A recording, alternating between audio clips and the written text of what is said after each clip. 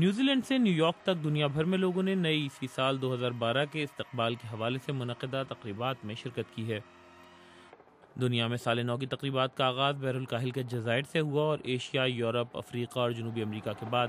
شمالی امریکہ کی ریاست الاسکا میں سال نو کے آغاز کے ساتھ یہ تقریبات اپنے اختتام کو پہنچی۔ آسٹریلوی شہر سڈنی میں نئے سال کا والہانہ استقبال روایتی طور پر سڈنی ہاربر برج پر کیا گیا، جہاں لاکھوں ڈالر کی لاگت سے تیار کردہ زبردست آتش بازی کا مظاہرہ ہوا اور لاکھوں لوگ اس آتش بازی کے نظارے سے لطف اندوز ہوئے۔ دبئی میں سال نو کے استقبال کے لیے جشن کا مرکز دنیا کی بلند ترین عمارت برج الخلیفہ بنی، جہاں شاندار آتش بازی کا انتظام کیا گیا تھا۔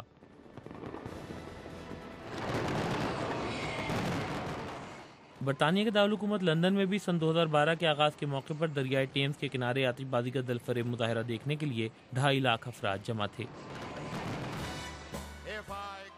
امریکی شہر نیو یارک کے ٹائم سکوائر میں روایتی جوش و جذبے سے سال نو کا والہانہ استقبال کیا گیا اور اس موقع پر لاکھوں افراد روایتی کرسٹل بال کو گرتا دیکھنے کے لیے جمع ہوئے۔